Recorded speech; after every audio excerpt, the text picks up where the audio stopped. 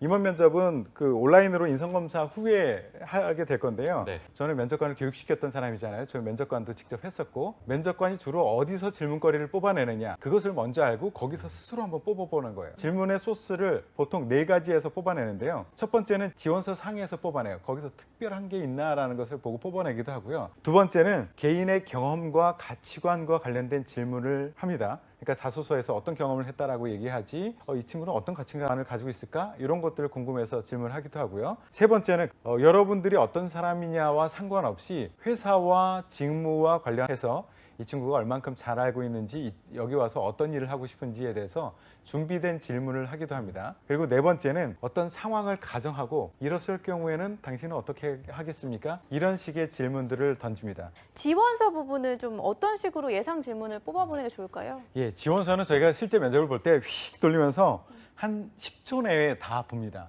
보면 눈에 띄는 것들이 있어요. 일단 재학 기간을 봐요. 네. 재학 기간이 과도하게 길거나 졸업 유예가 과도하게 길거나 점수가 너무 낮거나 특별한 경험을 했거나 뭐 이런 것들에 대한 것은 빨간 줄로 치고 질문을 하게 됩니다. 네. 학점이 왜 낮냐 이렇게 물어보면은 이거 답하기가 조금 애매할 것 같거든요. 그렇죠. 어떻게 해야 될까요? 이런 질문은 정말 많이 나와요. 학점이 왜 낮아요? 이래가지고 일하겠어요?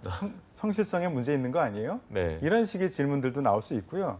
출신 학교에 대한 압박도 종종 해요. 네. 출신 학교가 이런데 여기 정말 원해서 갔어요? 점수가 낮아서 간 거예요? 편입을 했을 경우에 왜 편입을 했어요? 그래서 이제 답변을 만약에 제가 그래도 원하는 바가 있어서 이 학교를 지원했습니다. 점수는 괜찮았지만 이 학교를 지원했습니다. 뭐 이렇게 얘기하면 그래요? 그러면 당신 자녀가 이 학교를 간다고 하면 또 보내겠어요? 이런 식의 추가적인 질문들을 합니다.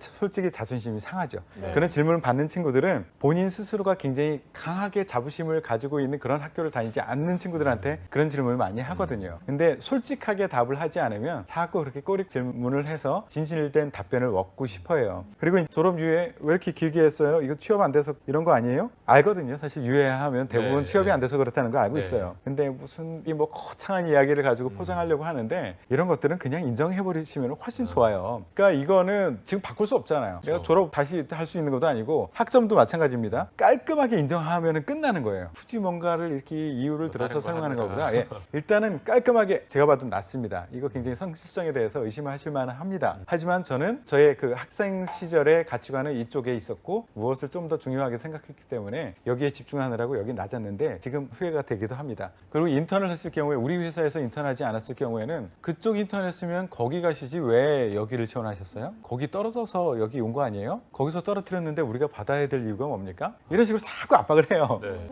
일단 이거는 여러분들이 왜 질문을 하느냐라는 것을 좀 알 필요가 있어요. 면접까지 왔다라는 것은 일단 여러분들의 학점, 여러분들의 학교가 문제되지 않는다라고 생각하셔야 돼요. 근데 왜 질문을 하느냐? 압박을 해보기 위해서. 왜냐하면 회사에 입사하시면 지금 면접하는 상황보다 훨씬 더 압박을 느끼는 그런 상황들이 굉장히 많을 거예요. 입사하고 나면 여러분들의 상사가 세상에서 한 번도 보지 못한 돌 아이가 여러분들의 상사가 돼 있을 거예요.